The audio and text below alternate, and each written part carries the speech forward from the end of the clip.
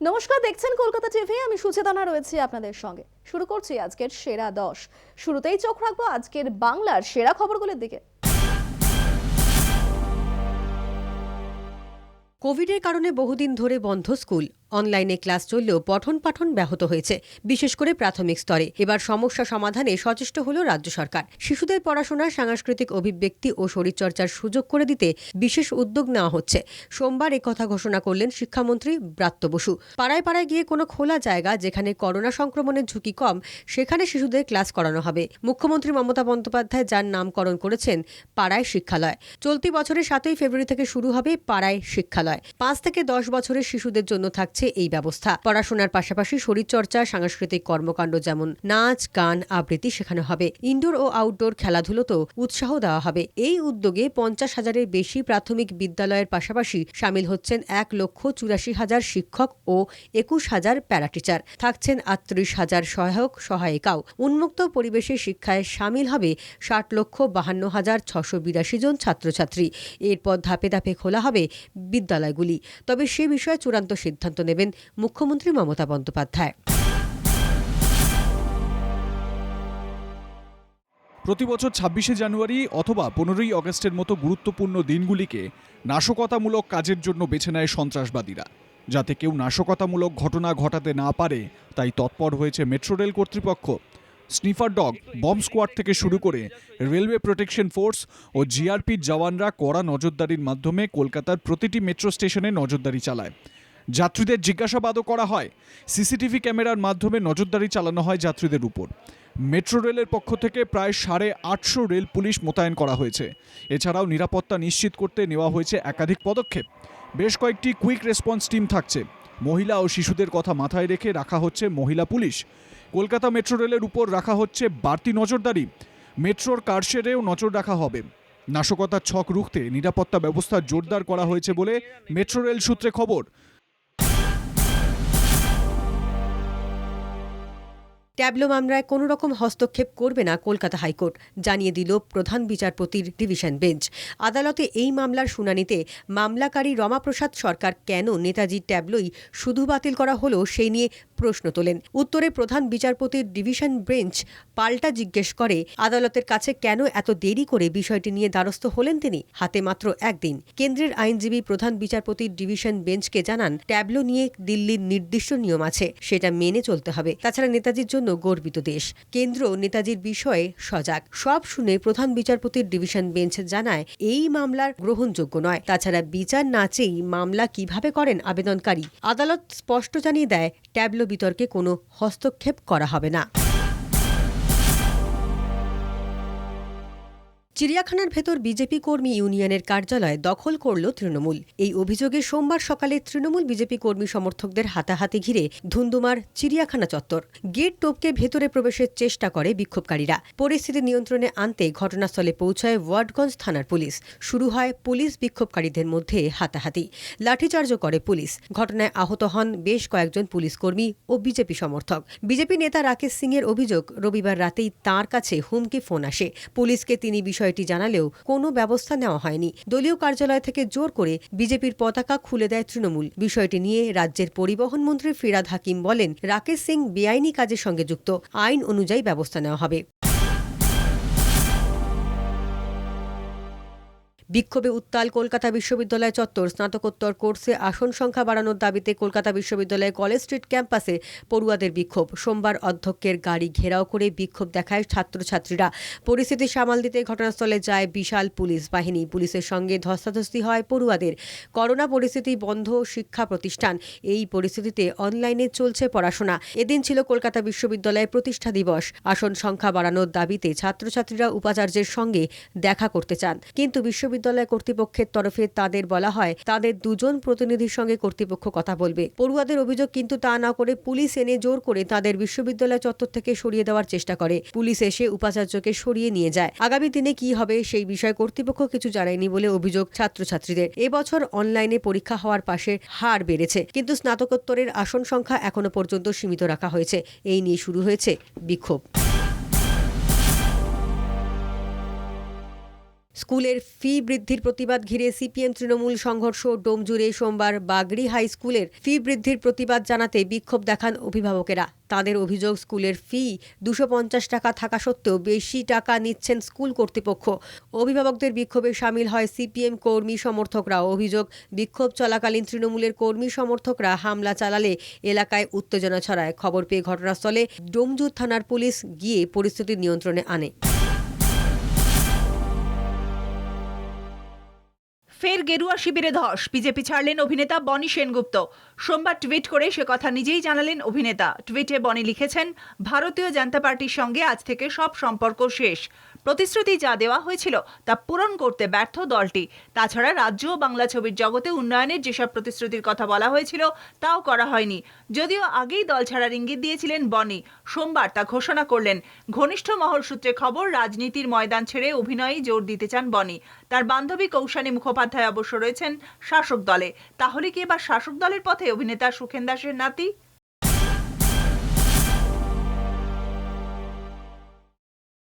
চলন্ত লঞ্চে ছেলের সামনেই মরণ ঝাঁপ বাবার। সোমবার সকাল 10:30 নাগাদ বেলুর মঠ থেকে দক্ষিণেশ্বরগামী লঞ্চ থেকে মাঝ গঙ্গায় ঝাঁপ দেন বছর 45-এর ওই যুবক। ভাটা থাকার জন্য দ্রুত তলিয়ে যায় যুবক। উদ্ধার কাজে নামে বালি থানা। তল্লাশির জন্য জলে নেমেছে ডুবুরি, তবে দেহ এখনও উদ্ধার হয়নি। নিখোঁজ যুবক হাওড়ার কোনার বাসিন্দা সঞ্জয় চৌহান। নিজের সন্তান ও পরিজনদের সঙ্গেই ছিলেন তিনি। আত্মীয়দের দাবি, পারিবারিক অশান্তির কারণেই। সেরা 10-এর সময় এখন একটা বিরতির, সঙ্গে থাকুন। আর এখন নজর রাখবো আজকের দেশের সেরা খবরগুলির দিকে। উত্তরপ্রদেশ বিধানসভা নির্বাচনে কোন কোন তারকা কংগ্রেসের হয়ে প্রচার করবে তার তালিকা প্রকাশ করা হলো। সোমবার তালিকা প্রকাশ করা হয়। জাতীয় নির্বাচন কমিশনের কাছে কংগ্রেস নির্বাচনী প্রচারের জন্য যে তালিকা দিয়েছে তাতে কে নেই? কংগ্রেস সভানেত্রী সোনিয়া গান্ধী, মনমোহন সিং, রাহুল গান্ধী, প্রিয়াঙ্কা গান্ধী বজরা থেকে শুরু করে হার্দিক পটেল, কানহাইয়া কুমারের মতো তরুণ তুর্কি নেতারাও রয়েছেন। তালিকায় মোট 30 জনের নাম রয়েছে। প্রচার তালিকা দেখলেই বোঝা যায় উত্তরপ্রদেশ নির্বাচনকে কতখানি গুরুত্ব দিচ্ছে কংগ্রেস। প্রথম দফার তালিকায় রয়েছেন অশোক গেহলট, গুলাম নবী আজাদ, ভূপেশ বাঘেল, ভূপেন্দর সিং হুডা, রাজ বব্বর, সলমান খুরশিদ, প্রমোদ তিওয়ারি, সচিন পাইলট থেকে শুরু করে প্রথম সারির কোনো নেতাকেই বাদ দেওয়া হয়নি। আগামী 10 ফেব্রুয়ারি গোবলয়ে প্রথম দফার ভোট। যোগী সরকারের অবসান ঘটাতে মরিয়া কংগ্রেস শিবির।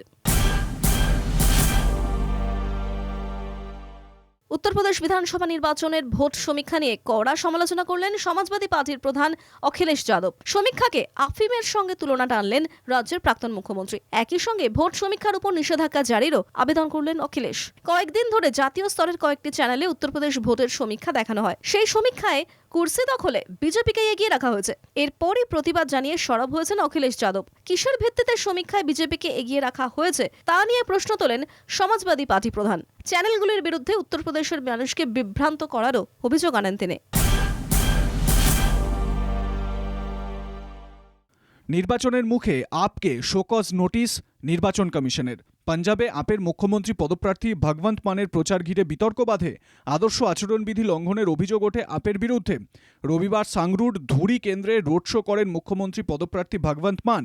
বেশ কয়েকটি গ্রামে ভোট প্রচার করেন তিনি। প্রচার চলাকালীন বেশ ভিড় হয়। এ নিয়ে আদর্শ আচরণবিধি লঙ্ঘনের অভিযোগ তোলে জেলা প্রশাসন। শোকজ নোটিশ পাঠানো হয় আম আদমি পার্টির সাংরুর দায়িত্বে থাকা গুরমেল সিংকে। যদিও দলের তরফে জানানো হয়েছে বিয়ে উপলক্ষে এলাকায় কিছু গাড়ি আগে থেকেই ছিল।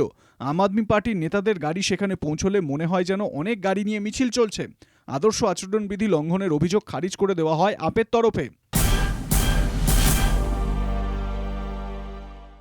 প্রয়াত বালাসাহেব ঠাকরে জন্মদিবসের পরেই নতুন করে বাকযুদ্ধে মহারাষ্ট্রের প্রাক্তন 2 সহযোগী। রবিবার শিবসেনা প্রতিষ্ঠাতা বালাসাহেবের 96তম জন্মদিনে এক সভায় তার ছেলে তথা মহারাষ্ট্রের মুখ্যমন্ত্রী উদ্ধব বলেছিলেন, বিজেপি সহযোগী হিসেবে 25 বছর থেকে তাঁদের দলের কোনো লাভ হয়নি।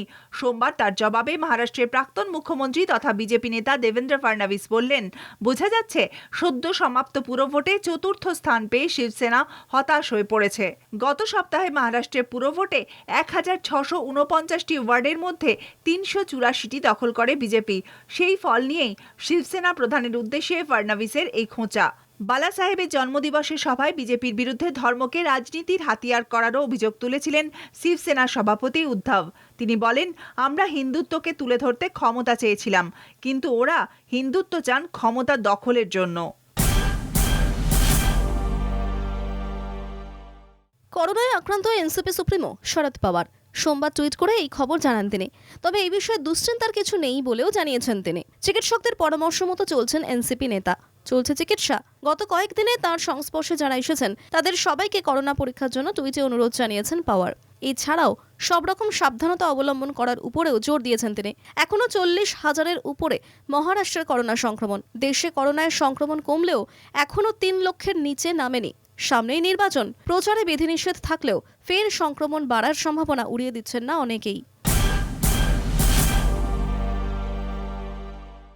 শীতের উৎসবের মরশুমের সঙ্গেই গোটা দেশে হুহু করে বাড়তে শুরু করেছিল কোভিড সংক্রমণ। এবার ধীরে ধীরে কমছে সংক্রমণ। দেশে গত 24 ঘন্টায় নতুন করে আক্রান্ত হয়েছেন 3,06,064 জন। দৈনিক পজিটিভিটি রেট 20.75%। দৈনিক করোনা আক্রান্তের সংখ্যা কমলেও উদ্বেগ বাড়িয়েছে মৃত্যুর সংখ্যা। মৃত্যু হয়েছে 439 জনের। দেশে সংক্রমণের শীর্ষে দক্ষিণের রাজ্য কর্ণাটক। সেখানে গত 24 ঘন্টায় আক্রান্ত হয়েছে 50,210 জন। মৃত্যু হয়েছে 17 জনের। আর দক্ষিণের আরেক রাজ্য কেরলে গত একদিনে আক্রান্ত হয়েছেন 45,449 জন। তারপরেই রয়েছে মহারাষ্ট্র। সেখানে নতুন করে আক্রান্ত হয়েছেন 40,805 জন। মৃত্যু হয়েছে 44 জনের। আক্রান্তের সংখ্যায় পুরোপুরি লাগাম টানা না গেলেও বিধিনিষেধের ঘেরাটোপেই স্কুল খুলছে পশ্চিমের এই রাজ্যে। সোমবার থেকেই প্রথম থেকে নবম শ্রেণীর অফলাইন পঠন পাঠন শুরু।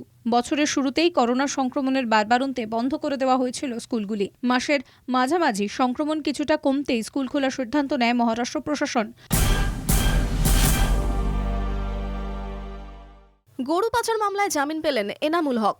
সোমবার সুপ্রিম কোর্ট তাঁর জামিনের আবেদন মঞ্জুর করে। 21শে বিধানসভা নির্বাচনের আগে গরু পাচার কাণ্ডে তদন্তে নামে সিবিআই। গরু পাচারে যোগ থাকার অভিযোগে মুর্শিদাবাদের ব্যবসায়ী এনামুলকে গ্রেফতার করে কেন্দ্রীয় গোয়েন্দা সংস্থা। এর আগে একাধিকবার সিবিআই এর বিশেষ আদালতে জামিনের আবেদন করলেও তা খারিজ হয়ে যায়। এনামুলের দাবি, তাকে মিথ্যা মামলায় ফাঁসানো হয়েছে। জাতীয় শিশু পুরস্কার প্রদান অনুষ্ঠানে শিশুদের দায়িত্বের কথা মনে করিয়ে দিলেন প্রধানমন্ত্রী নরেন্দ্র মোদী।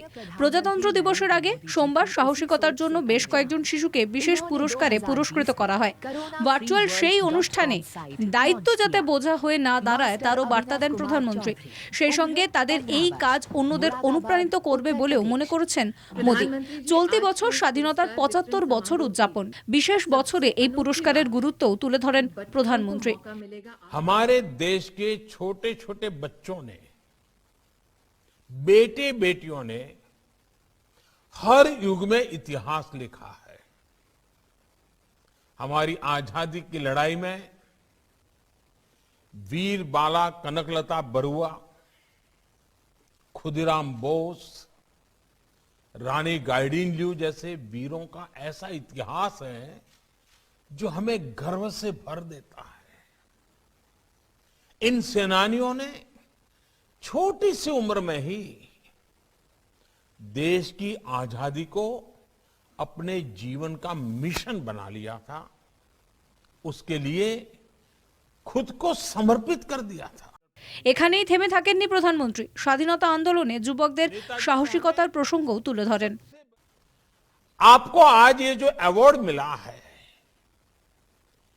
ये एक और वजह से भी बहुत खास है। ये वजह है उन पुरस्कारों का अवसर। देश इस समय अपनी आजादी के 75 साल का पर्व मना रहा है। आपको ये अवार्ड इस महत्वपूर्ण कालखंड में मिले हैं।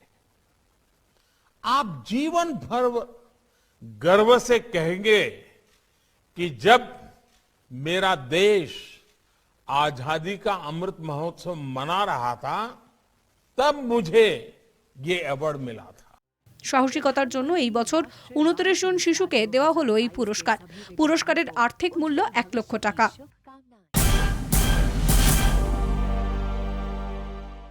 বিটিং দ্য রিট্রিট থেকে বাদ আবিদে উইথ মি 1847 রচিত হওয়া এই খ্রিস্টান স্তোত্র 1950 সাল থেকে বিটিং দ্য রিট্রিটের বিশেষ অনুষ্ঠানে বাজানো হতো, কিন্তু আসন্ন প্রজাতন্ত্র দিবসের কুচকাওয়াজে আর ঠাঁই হলো না তার।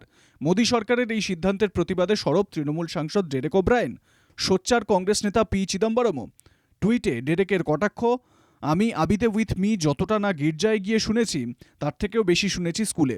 এর সঙ্গে শুধু খ্রিস্টান নয়, সব ধর্মের আবেগ জড়িয়ে, অথচ এটিকে বাদ দেওয়া হলো। মোদী সরকারের থেকে এর থেকে বেশি আর কি আশা করা যায়? কেন্দ্রকে কড়া ভাষায় বিঁধেছেন কংগ্রেস নেতা পি চিদম্বরমও। টুইটে তিনি লেখেন, আবিদে উইথ মি শুধু খ্রিস্ট ধর্মাবলম্বীদের জন্য নয়, এটি বিশ্বজনীন।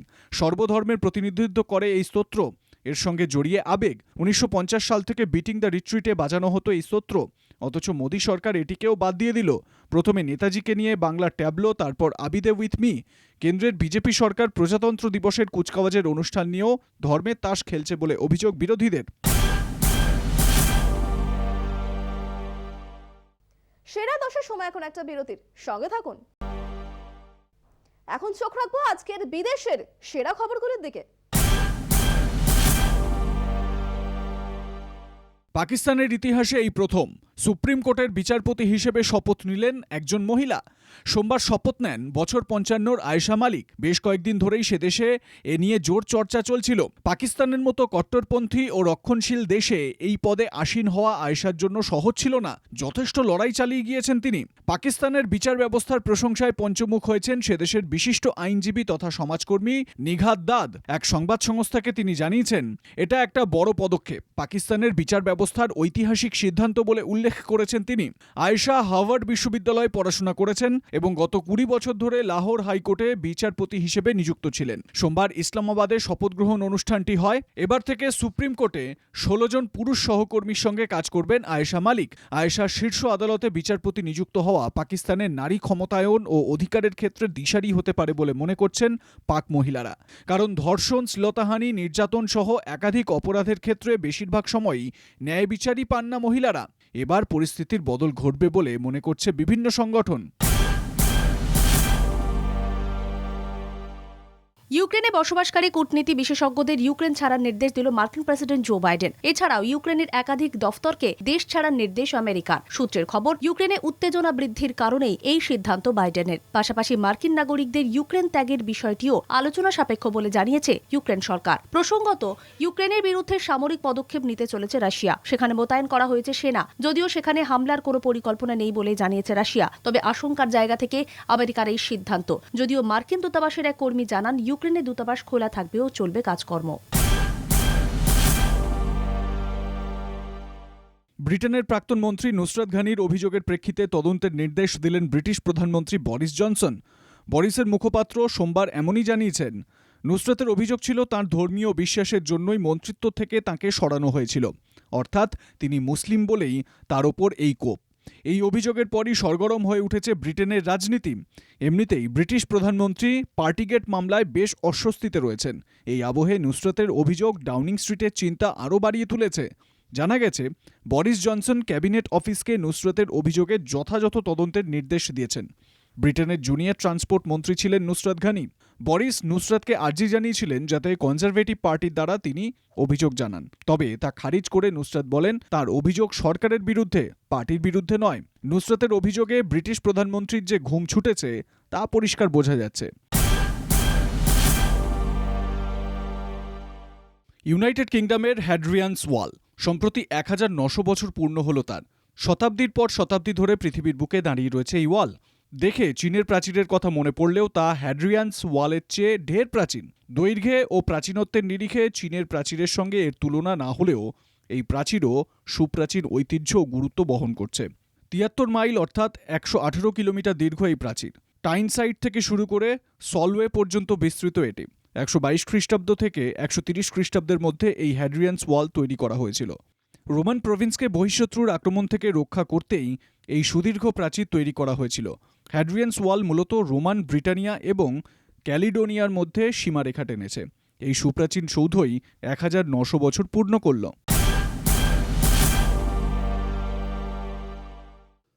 করোনা অতিমারির সংকটপূর্ণ সন্ধিক্ষণে দাঁড়িয়ে রয়েছে বিশ্ব। সোমবার জেনেভায় সাংবাদিক বৈঠকে সতর্কবাণী বিশ্ব স্বাস্থ্য সংস্থার প্রধান টেড্রস অ্যাধনম গ্যাব্রিয়াসাসের।